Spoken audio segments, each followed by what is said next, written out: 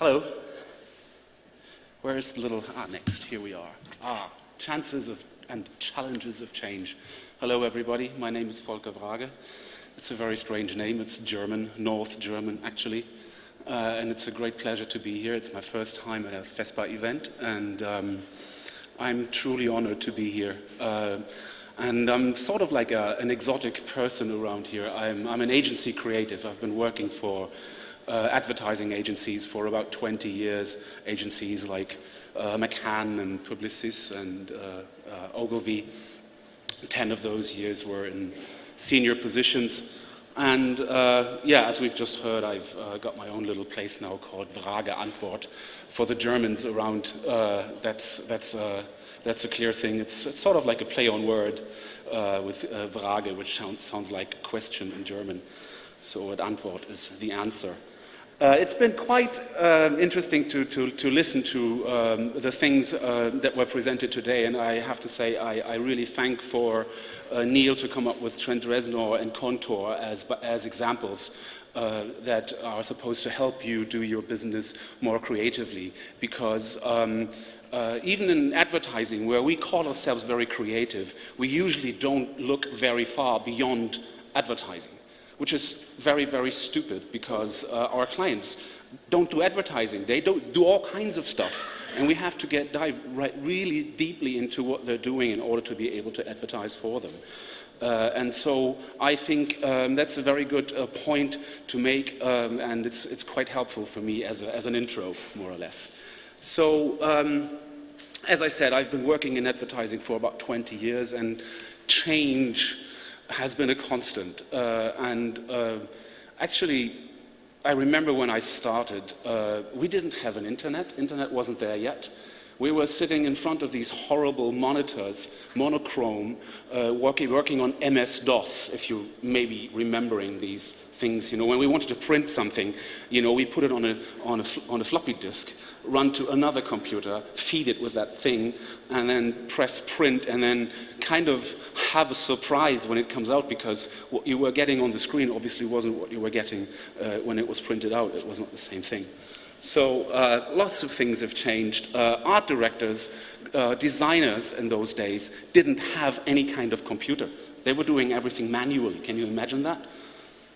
So 20 years, lots of changes. The only thing, and that's what kind of got me going, was in all of these changes, and some of them were really dramatical, we hardly ever experienced something that was actually called change management. I think for 20 years in advertising, I haven't heard that phrase except for in school. So it's really strange how this really never really comes up. We were buying other companies and didn't have a change process. We just did that. You know, it was sort of like more like an exercise in moving rather than changing. You know, we were losing tons of business and plenty of good people. There was no change, you know. There was no way of, you know, doing it systematically. We were never really having a change process, and it's really terrible. And I was thinking, why is that? Why don't we actually, you know, turn change into something that we actually manage, you know, and just not put a question mark behind it? And I've come to the conclusion, maybe I'm right, maybe not, that actually there aren't too many people around who know really much about change and how to manage it and how to work with it. And there's also a very good reason for it, because change is such an easy and simple and easy to understand word, change. It's very basic. It's not a complicated word as itself. If you want a difficult word, try reciprocity or something like that, you know, but change sounds like really easy. You know? It sounds like a very common thing. You don't need a definition for it, so we think we know all about it, and, well, we don't, actually. So what is change? It's not really easy, of course. But then again, it's like when something is one thing one day and it's different the next day, something must have changed. So that's sort of our definition of change, more or less. And we have lots of things to say about change, about like change being the only constant in life and things like that. You know, it's sort of like a colloquial thing. It's like we know and we think we know when we don't. At the same time, expressions reflect what we think about it and how we think about it, like, you know, a change is gonna come, which is quite revealing in a way, because we think that change is something that sort of comes towards us. Change is something that hits us. Change is something that creeps up on us and is suddenly there, and, you know, and we have to cope. And yes, of course, change is something that happens. That's true, but at the same time, we all also know we have something, you know, there's this word that is quite commonly used right now, which is self-efficacy. I hear that a lot of time. The power and the belief that you can do what you are set out to do. It's not the same as self-confidence. It's sort of like, I believe I can change the world. I believe I can change something. I believe I have everything that I need to change something. So, in a way, there are two kinds of change. And that's sort of the magic of it in a way. There is the change on the outside, there is the change on the inside, there is the change that comes towards us, and there is the change that we do, that we make, that we provide, that we work on. And we've learned a lot of really, really smart things in business school. And one of the most interesting things and most striking to me was this. It was a sentence that really struck me hard and I found really interesting. If the speed of change, if the rate of change on the outside exceeds the rate of change on the inside, the end is in sight. Sounds scary? Well, it's supposed to. Because it says that there is a change out there, and if we just sort of witness it and let it come towards us, and if we don't do something about it, if we don't change ourselves, if we don't change something that we do and the way we look at things, the change is going to roll right over us. Of course it will. It's sort of like big wave riding, you know? It's sort of like, just imagine change and change management as that real big wave, and when you hit the point like really correctly and you can ride the wave, you can have the best time of your life. If you don't, it's going to roll over you. That's change management for you, for me. So, as much as this may sound scary, at the same time, I would say that actually there are two kinds of change, and they are both good. Really. Change is a wonderful thing. I remember in business school when they asked me, so say something about yourself that really describes you well. And I said, I love change. It's sort of like spat out right there, and I loved it. And I said, yes, that's me. I like change. I am change. I love it. It's something, if something moves, if something develops, it's a great thing. So I like it when things change and when I have to react. It sort of brings out the creativity in me. That's why I love being a creative in a way. And that's why I love being strategic and things like that. So I love change. So how come that we sometimes find ourselves in situations where change seems to be bad for us? When, for example, new technologies are giving us a hard time, when new technologies are threatening to put us out of business. What's that? Why is change bad in that moment? Then we take a look at the subject closely, we analyze, we think, and we have to admit a few things. First of all, when we're hit by change, we have to admit to ourselves that it didn't happen overnight. You know, if we're really, really honest about ourselves and change is hitting us, we have to admit that, man, we could have seen this coming. It's not really a surprising thing. You know, like the digital revolution. You know, it's not been really a secret that it was, you know, destined to change the world in every kind of business. I've witnessed this for 20 years now. I've been working in big agencies. We've been struggling for 20 years to find an answer to the digital challenge. Lots of agencies out there still don't know how to do digital advertising. They still need some specialists they hire somewhere. And they've had enough time, but there are also other examples. And as we've heard several times before, the digital revolution obviously and very clearly has opened up lots of business and opportunities. Lots of money have made in all kinds of business, plenty of money with digital, including advertising, including printing. Everyone can benefit from it. Always could and always will be. You just have to sort of put your mind around it.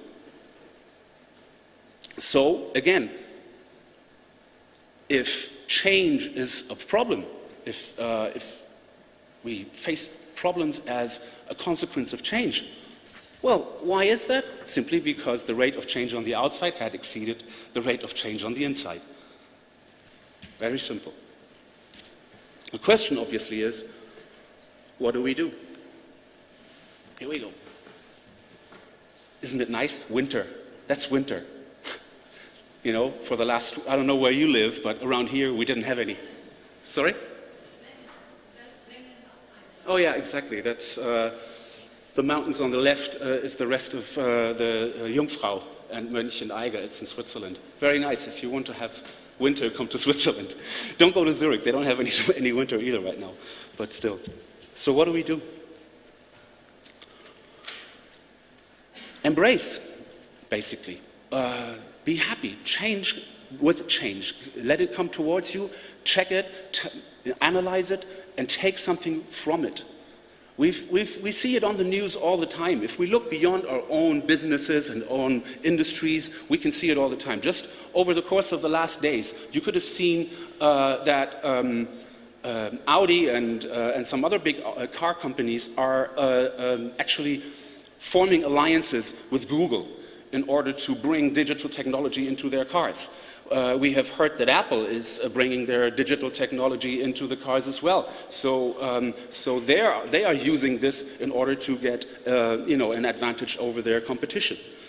We actually do have advertising agencies who have started 15 years ago in integrating digital technology and digital advertising into their organizations. They have an integrated product these days.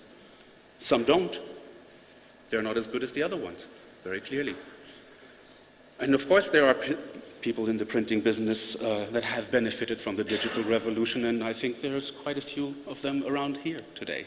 So you're actually already pioneers. You just have to go another way, another step.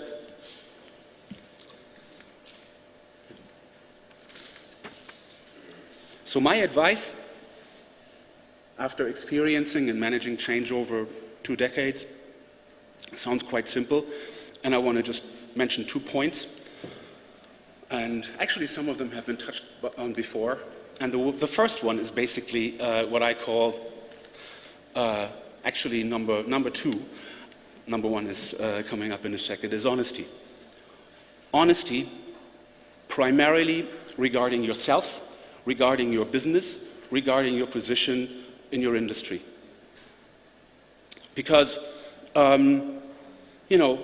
you won't be able to change anything if you are not honest about your situation. It's very simple. And it's difficult, I know. We love what we do, we're proud of what we have achieved, and it's really difficult to sometimes be critical about ourselves. Have you ever seen an ugly baby? Sure, you have, right? There's plenty of ugly babies around. Have you ever seen a mother that said, "Look at my ugly baby"? Hell no. They're all beautiful. And you will always say, "That's a beautiful baby." And that's sort of how we, look at our work and what we've achieved. And yes, it's beautiful, but, if you want to assess, you got to be honest. You don't have to really kill yourself. You don't have to put yourself down. You don't have to, paint it black. But, be honest. It's necessary. As I said, you cannot be analyzing anything if your current position is not assessed correctly. It's impossible. And sometimes it's not really very difficult, I have to say. When the shit really hits the fan, I'm sorry for the expression, you know what to do. I remember when I went down to Istanbul with McCann, management gone and, business gone and, completely wrong structure and everything. And I said, okay, fine. I know what to do. It's a lot more difficult and a lot more tricky if the need for change isn't quite as obvious, and it's really hard to make people understand that you need to do something if the need isn't that obvious, if nothing has hit the fan yet. So ask yourself, do I have the right people? Ask yourself, do I have the right structure? Ask yourself, are we investing in the right technology? Ask yourself, am I still the right person to run this business? Ask yourself, are we producing the right products? Ask yourself, are we marketing our product the correct way? You just have to do that. Otherwise, you will not be able to change anything. You never will. Be honest. Don't paint it black, as I said, but don't fool yourself either. And then my number one point, actually, is creativity. Yes, of course, I'm a creative, but I've always liked to be creative about business challenges. I always liked that. I always liked the business side of the advertising business as well, not just the creative side. I've always tried to meddle with it in a way. So when I started, thinking about my business that I, just founded, I was saying, there's hardly an industry I know that hasn't been hit by cost cuts since, 10, 15, 20 years? Cost cutting, cost cutting, cost cutting. Efficiency programs from here to infinity. And restructuring, and so on, and so on. So everybody's basically working at their limits. Everybody's working really hard, we're really efficient, we're working harder and longer than ever, and we've become very, very efficient. And did that ease the pressure in any way? Not really. Didn't really make things easier. It didn't really get us much ahead of the competition. So I thought that, I want to get out of that race between, the rabbit and the hedgehog, and I want to find something that actually will give me more value than just trying to slash another bit of the costs, trying to slash the price again, and trying to go down even bending over more and more, and just to get some piece of business. No. So I said, in a time when companies are switching off the mail servers in the evenings so people don't, constantly check their emails in the evening and keep working until midnight, can we get more efficient? No, we can't. It's not really that much of a margin left there. I heard that, Volkswagen is do that. They switch off the mail server. Are you happy about that? I'm asking the Volkswagen people, and they said, no, I'm fucking nuts, because when I come to the office the next morning, the mailbox is going to be even fuller than it usually is. It's horrible. How do you get more efficient? I don't know. At least not the traditional way. So I said, get creative. Find creative ways to attack your business problems. Actually, what I think is that creativity should be a part of every aspect of your business. And it doesn't really matter where you work. Creativity should be a central part of what you do in every aspect, and not just the product, and not just the way it's designed and presented and marketed. Everything should be looked at from a creative standpoint, and we will find advantages in there. You can find inspiration basically everywhere. There are new ways of doing things, there are new ways of looking at things, of managing things, simply because everybody else around you in other industries is basically facing the same challenge. And then I got from there I found I thought about a definition of creativity and ideas as making connections between or among concepts that the thinker has previously saw as separate and unrelated. Sounds like really complicated. It's just a new combination of two things that previously weren't connected. You put them together and find something new in it. So I say, go out and take a look at other industries, take a look at how people do things in other parts of the world, and try to learn from it. You don't evolve if you always work with the same pieces of business or thoughts. If you always work with the same little 3 pieces, you can arrange them in a finite way, but there's just no more in there. So I said, think about how things are done differently in other industries. So think about how for example, structure is looked at in other industries. I mean, company structure. You can be creative about that in a way, because there are companies out there that are already very creative about how their businesses, how their organizations are structured. We all know Google is having a very, very different way of organizing their work. Very, very different way of organizing their teams. They're very informal about it. They have a project-based team structure. You know, you have a project, you get the right people in there, and they're for the time of that project, they're working together, and then they disperse again, and then they form other groups again. It's a very different way of doing things. I was saying, we can do this in advertising as well. We can organize an agency like that. It is a change project, definitely. It's sometimes really difficult to make people understand that suddenly they're not this pyramid anymore. You know, the orga chart, you know, where you have the CEO up there and the little engines down here. Suddenly you turn this upside down. I said, let's work like this. Let's do project-based teams. And then this workflow manager comes up to me and says, so how do I put this in our orga chart? I said, I don't know. Find a way. I don't need the pyramid, you know, I just need to know who works with whom for which project, for which time. That's all I need to know. It's possible. And I said, let's think about workflow.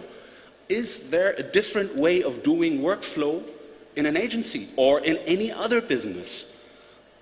Here, I went to Berlin School, which is a business school, and we went to California, to Berkeley, and we were talking to a guy that does agile project management. And agile is something that comes from software development, from design. Not much left. It's a very, very structured process. The work goes through iterations, and you come back all the time, and there's very clear set rules. And I said, let's do it this way. You know, instead of the typical chaotic crap that we're doing usually. You can. Take a look at it. Agile, wonderful. Innovation. It's funny how sometimes people want to innovate in the company, they want to invent things, and they have no clue how it works. We had this guy in this agency and said, come on, let's do an invention engine in the agency. Anyone who invents something, presents his invention, it will maybe be financed if they think it's viable, and then let's go. And everybody, yeah, we'll turn inventors. And then like next morning, they're sitting there and so, how do I invent shit? They didn't know how it works, you know. So next day, I said, you know, maybe I should have another, presentation about how innovation works. Think about skunk works. That's a very, very common thing right now, not just in digital, you know. Have a little team somewhere off campus, more or less, and let them develop stuff. Let them come up with some creative shit. It's great. Here we go, technology. Yeah, I don't have to talk much about technology. It's a big part here. Sometimes, and that's the only thing I found interesting today, sometimes it's nice, you know, to not just look forward into technology and try to anticipate and be the first for the new machine. Sometimes it's interesting to look back and see what some people are not doing anymore that you might be doing. Like, for example, in Germany, you cannot really find a very good letterpress guy unless you really, really start searching the whole fucking country. Sorry, excuse me for the French. You know, I'm just so angry about it. Workspace, create spaces. It's really horrible for agencies more than anybody else, but still, I'm saying, most companies don't provide space for people to sit together and to work together, to talk together, to develop together, to come up with ideas together. You know, the conference rooms are locked. You have to go to somebody and ask, and then they're saying, no, your ideas have to wait, you know, and then it's really, you know, look at workspace. Look at digital companies and how they create workspaces that really make people work creatively. And even finance. And that's a really interesting thing that I read in the Steve Jobs book. We had this before, the iPod. Sony had the big chance to do iPod and iTunes and all of that stuff way before anybody, because they had everything they needed. They had the record companies, they had the software, they had the technology, everything. But they couldn't do it. Why? Simply because they had silos. They were all working against each other. You know, the developers against the tech guys, and the tech guys against the music guys, and they were just fighting each other. Apple, one bottom line. Everybody working towards one point together to develop one project. You put it there, it works, thank you. History. The others, just watch. So you can get creative about structuring finance and how you are working towards a result. One last remark about change. I read something the other day that I found quite curious and actually quite surprising. The paper producing companies in Germany last year, you know, the volume of paper produced went down. Now that's not the surprising part. You know how much it went down? 0.3%. That's not even 1/3 of 1%. In a time when everybody is saying, you know, that paper is dying and, you know, I don't know. I think it's still a very good time to be in printing and in paper and in printing, as I said. And you've got so many other things to print on as well. Paper is just a small part, I know. But even if paper isn't dying, you're in good shape. I wish you all the best, and thank you for having me. Thank you very much. Good day.